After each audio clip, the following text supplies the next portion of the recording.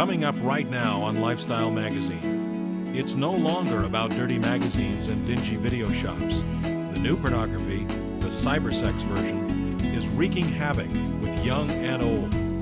You're about to meet someone who knows the dangers firsthand and is not afraid to tell us about it. And now the hosts of Lifestyle Magazine, Mike and Gail Tucker. Welcome. Our first guest today is the director of the Sexual Recovery Institute in Los Angeles and co-author of Untangling the Web, Sex, Porn, and Fantasy Addiction in the Internet Age. He's nationally known for his many appearances in Oprah, Dateline, NBC, and many more. Please welcome Robert Weiss. Thank you. Glad to be here. Glad you're with us. Thank you. So, Robert, how big is the problem of sexual addiction today? Well, we estimate somewhere between 3 and 5% of the population has some kind of addictive disorder with sexuality. What do we have, 300 million people in the U.S.? So that's, my math's not too good, but that's a lot of folks. That is a lot of people. Well, the internet may have had some bearing on that, do you think? Well, Is it different than porn has always been? The internet provides access that people never had before. You know, you don't have to walk around the block or go to the bad part of town to pick up a magazine, or you can pad into the den in your boxers and go online, and really you can just say, I'm going to go look at my taxes, and no one really knows what you're really doing. Yeah. So the whole accessibility and affordability and really the anonymity of the internet is what's made it so different and so compelling for people. Do you think that the internet even kind of seeks you out sometimes with porn? Well, I know the internet seeks me out with an airline ticket. You know, I can be on there for an hour and a half saving $3. And I can imagine and talk to people who, once they start looking at one porn image, and they look at another and another and another, and they get so caught up. In fact, that's really what the addiction is about. It's not so much about sex, it's about being in that excitement of the hunt and the chase and this image and that image and this place and that place. That's what they're really hooked on. How does this affect families, spouses? I see so many ways that spouses are affected and families. Everything from, and there's a woman I worked with who was a spouse, and she would say that, you know, she would honk her horn when she was coming home with the kids to make sure that her husband knew, because she knew what he was looking at on, you know. She would want to make sure that he knew that she was coming home with the kids, so the kids wouldn't walk in on him looking at the porn. So I hear stories like that a lot. I hear stories about dad being home with the kids when mom's working or teaching or something in the evening, and in his mind, he just wants to get the kids to bed as quickly as he can, or get the kids out of the way so that he can get to the pornography. So from not parenting, not being present, a lot of intimacy problems in relationships, and I see a lot of issues like that. What kind of a definition would you give of addiction? How do we know that someone's addicted? Well, someone's addicted if they've tried to stop either doing something or using something they're not able to. And they say to themselves, I don't like this, I don't want to keep doing this, but they keep doing it anyway. Other signs are things like that in some way their family life is being affected or their work is being affected. You know, I have guys who are staying late at the office, but what they're really doing is looking at porn. And so you can imagine your work is affected, and then you're coming home late, and your life is affected. And people who are addicted to either substances or behaviors often also escalate in their use. In other words, their use increases. You know, like the alcoholic who drinks more and more, or the drug addict who uses more and more. And the porn addict will find themselves looking maybe 1 hour a night, and then 2 hours a night, and then 3 nights a week, and then every night, and like that. Does the nature of the material increase as well, as far as severity is concerned? That's a good question, because escalation, the intensity that they're trying to achieve, because it's like a drug. Sure. It increases not only with the amount of time they're looking, but also with the content. Yeah. So I will often hear men say, you know, I found myself looking at something I said I would never look at, and then 2 years later, there they are looking at it, seeking it out. And So it's a progressive thing. it can be for some people, certainly. Is it just men, or do women get involved with this? It's a very interesting question. I've been doing some work for the military lately. I've been on a couple of bases working with family therapists who treat soldiers and their families. And one of the things that they're finding is that there are male soldiers who are away for long periods of time, and their spouses, you know, alone for a year and a half, find themselves going online and looking at images. The women tend to be more interested or more moving toward a relationship kind of thing. So a woman will find herself in a chat room looking for like an emotional kind of connection, whereas a man will be more likely to just look at images or pornography itself. Women are more relationally oriented. Men like to look. Men are visual. Well, does that maybe seem like a safer place? I mean, it's safer to do that in the privacy of your home than to go out and seek an affair or, seek someone else other than your spouse. And that's an interesting question that you raised too, because something I often say to audiences is that how we define infidelity has changed since the internet. It really has, hasn't it? Because 20 years ago, you kind of knew what infidelity was. Someone was involved with someone else, and they had meetings or they hooked up in some way. Right. But I have guys who say, well, look, I may be chatting about sex with someone, or I may even be looking at images of them sexually or them me, but it's not like I ever had sex with them, so I'm not being unfaithful. And if you ask their wives that, they'll tell you something very different. Well, what do wives think about it? Well, wives are like the walking wounded. I think that I've worked in addiction for a long time, and I think it's a lot easier for a woman to come forward and say, my husband has a drinking problem, or my husband is a gambling problem or a spending problem. But to say my husband has a sexual problem, I mean, it almost throws shame back on her. Absolutely. I'm not good enough. Yeah. I couldn't satisfy him, so... And I hear that a lot from wives. They'll say, at least at the beginning, they'll say, well, if only maybe I should have been sexier, or maybe I should have lost more weight, or not spent as much time with the kids, or they're trying to figure out how it is that they caused this to happen. Yeah. And they didn't cause it to happen. In reality, it's not actually about them, is it? It affects them, but it isn't because of them. But it's not because of them. However, someone who's doing it and wants to justify what they're doing will say, well, my wife is this, and who would blame me? Look, my wife is, they'll blame a spouse. This is absolutely fascinating, and we've got some more to talk about here as we go. But now things are about to get really personal as we visit with a man who knows firsthand the addictive power of pornography. That's coming up next. Stay tuned.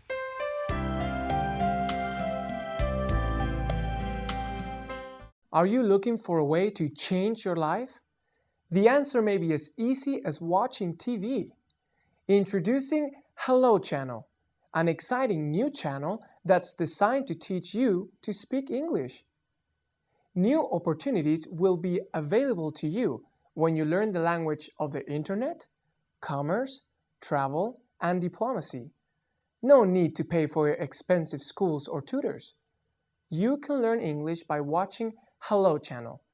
Invest in yourself. For a brighter future, say hello.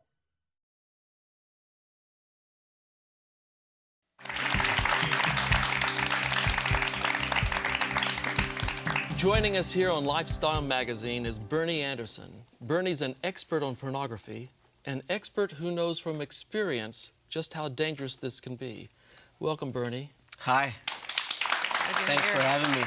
Thanks for being here. Thank you.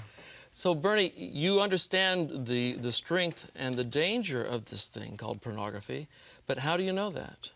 Well, I've lived it, and the reality is it was quite devastating to me personally, to my family, and it's been quite a journey to deal with it. And I went through this and I lived it, and I can't begin to tell you how devastating it is and how impactful it's been in my life. And Right.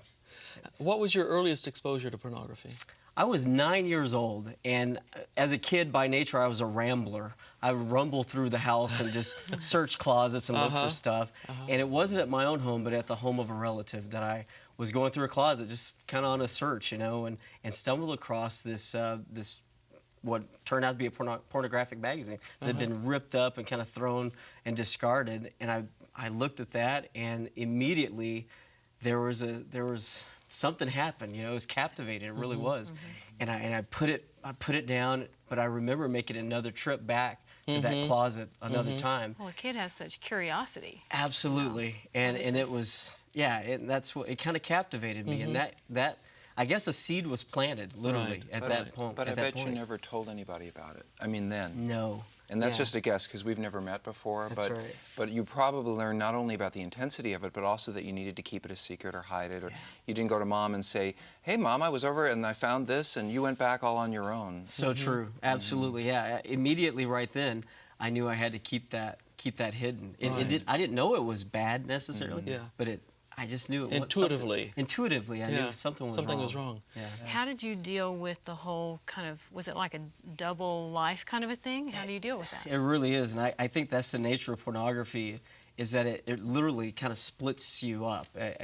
It breaks you in pieces, and I had to have a part of me that looked like everything was okay, and then there was a part of me, quietly, secretly, that struggled with this hidden problem, and I didn't want anybody to know about it. And probably my greatest fear, and even a sense of paranoia, was that someone would find out, Right. and then my secret would be out, and what would people would think? So I literally, I was kind of, I created this double life, and at one time I would be this way, but in the quiet, secret places, I was a different person. Right? Yeah. You know, I mean, you've got this paranoia. You're worried people are going to find out, and yet there's got to be another element to this. Not only guilt, but a little thing we call shame. Absolutely. In my heart, I knew I had this secret, and I was doing this awful thing, and there was a deep sense of shame, and a sense of guilt, and I wanted it to go away more than anything. I prayed earnestly, God, we've been down this road so many times. Yeah. Can we just be done with it? And God, I just don't want to deal with it anymore. And yeah, I wanted to be free of it. I did not want to live the double life, but the shame does eat you up. Yeah. And I've heard people of faith say before that they felt like maybe God didn't love them anymore. You know, I've heard pastors, I've heard rabbis, I've heard, you know, people say they prayed and prayed and prayed, or they got more and more involved with the church, but it didn't fix it, because it's really, religion itself is not going to fix it. You need some kind of help. Absolutely. But you keep trying on your own to fix it, and it's not something you can really fix by yourself. That is so true. I mean, I thought number one that I was the only guy. The only one. The only one. And I was like, I cannot, I just gotta get tough and try harder and be done with this, because I really don't want anyone to know about it. And man, I just want to get better. I want to be done with this. Well, what is it that made you want to get better? I mean, which brought you to that point where let's turn this corner, let's make this happen, let's not do this anymore? If it came at a time, I guess there's a point at which you really do hit a rock bottom, they say. Yeah. And I was at home alone for several days. My family was away. And I went through this. I just started looking at pornography. And I finally got to the end of it. And I said, please, this is enough. And this, it was a binge, essentially. And I just kind of threw my hands up and said, okay, God, I'll do whatever. I'll do whatever you ask. And it was then that God kind of whispered to me, would you just call a friend and tell him? Yeah. And I Well, called they say that friend. the power's in the secret, right? The power was in the secret. When yeah. the secret is out, it has no power over you. It loses a lot of power, yeah. And like any addiction, that double life, because really I hear addiction all the way through this, because, I look one way to the world, but I have this secret. It could be drinking, it could be gambling, it could be no one would ever know that you were doing. So pornography is just one of many addictions like this that people carry out and try to keep hidden. Yeah. So you told the friend, and you got some support. Yeah. And then what did you do? Where did you go to finally get some help with this? Man, once I began to open up and talk about my secret was out, my deep, dark secret was out, I just went in search of anything I could get my hands on that talked about this issue. I wanted to educate myself. I wanted to find out. And really, for me, it was a new thing. I'd never heard the term sexual addiction. I never realized that a person could be addicted to pornography, and here I was, essentially that person. And so I went online, and I found books, I found seminars, and anyone who would talk to me about this issue, I'd engage them, and it was empowering to begin to learn about the proliferation of pornography, what it's doing to families, how it's impacting our culture, and that just began a whole process of recovery work, essentially. What did that recovery work entail? It involved attending a group session, being around other people. My greatest fear was that I was the only guy, and I got in this group session with a bunch of men, and they began to tell their stories. I was like, wow, there are other men who struggle with this, and that was, I remember just shedding tears as I listened to those other men in that same struggle, and whereas before I wanted to be alone and isolated, I now was coming out and wanted to be open and That's right. embrace and talk to people. Well, you know, there's a lot more that we need to cover here, but before we do that, we're going to take a break. There's another segment here, and there's another side to Bernie's story, and that side is coming up when his wife joins us right after this break.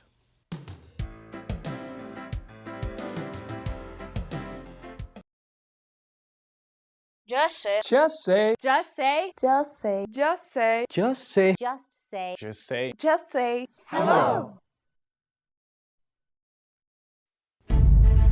We know where they've taken her. In a defining time, amid a noble quest, a bond is forged.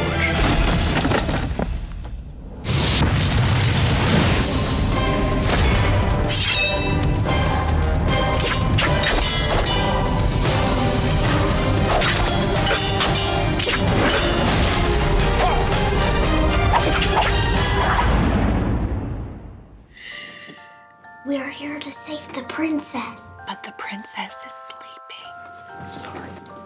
Imagine what a little time can do for your family. The princess is sleeping. Oh, sorry. Excuse us. Shh. From the Church of Jesus Christ of Latter-day Saints.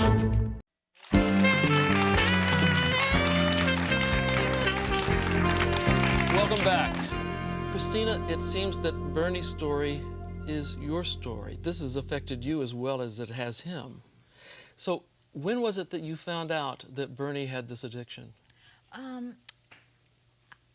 one day I was just logging onto the computer, check email, and I started typing in the normal www, and I noticed something that popped up that was unfamiliar, and I clicked on it. It's kind of an instinctual thing. And when I saw what came up, which was pornography, I was kind of taken aback, like maybe this was an accident. So I switched the computer off because I actually didn't really, at that point, I didn't want to know. I turned the computer off and I kind of backed away, and then there was something that told me that there was something, there was more. Right. So I took a few seconds and I turned the computer back on and I started searching the history of the computer, and I found more and more. So I erased everything I found, and it took me about 4 days from that point to get up the nerve to confront Bernie. And I actually just thought it was going to be like a one-time deal, like, hey, you know, I just did this once, and I don't know why, but, you know, maybe. And it'll all be okay. Yeah, it'll all be okay. So you confronted him. I did. How did that go? It went different than what I expected, obviously. I mean, I expected, you know, him to be like, oh, I'm sorry, you know, every guy does this once in life. Yeah. And what I got was Bernie crying and saying, well, I need to tell you something. And he went on to tell me about how he had been struggling with this for a long time. And I think the most hurtful thing or the most difficult thing at that point was he started telling me how he had been dealing with this before we had got married. And so for me, it had, in that moment, I went back to everything that had happened in our relationship, and it tainted, for me, everything. We hear this a lot from spouses. Yeah. You know, this idea, because the guys are thinking, well, if she sees this or that, she's going to leave or hate me.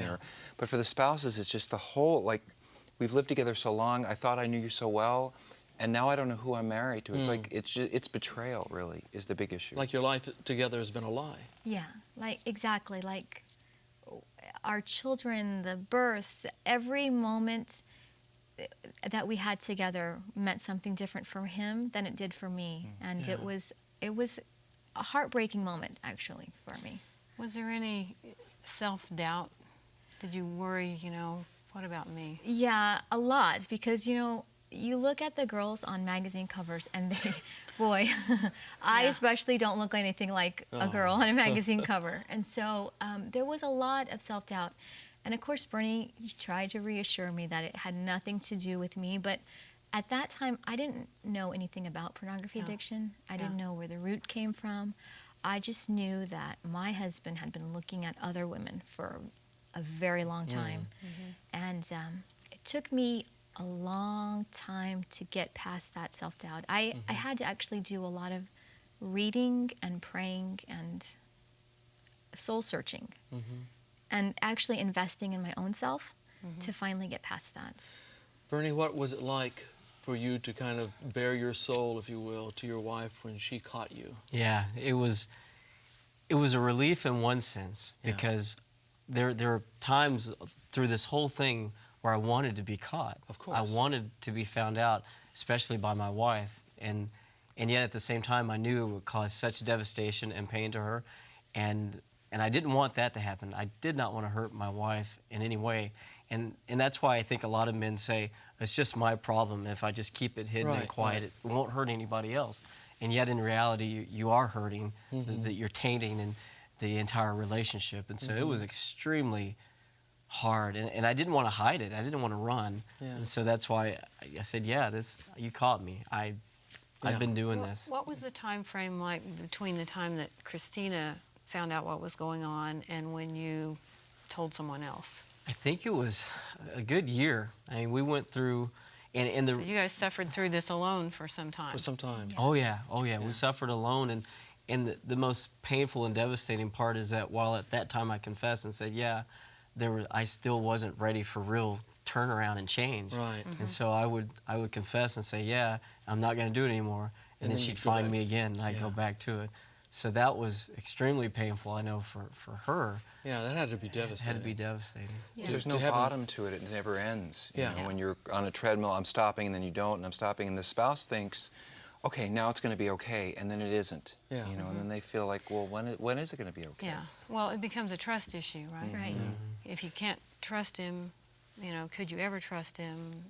Have you regained that? Yeah, I believe we have. I think that he's shown me in not just in the pornography way, but in all aspects of our life, our family life together, and our marriage, that he's a different person.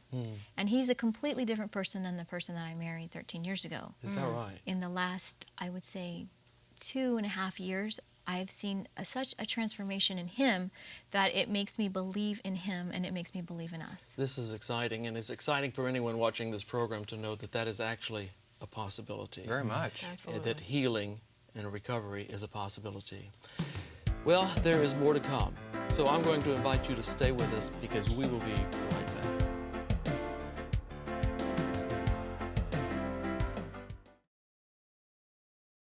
Hello. Hello. Hello. Hello. Hello.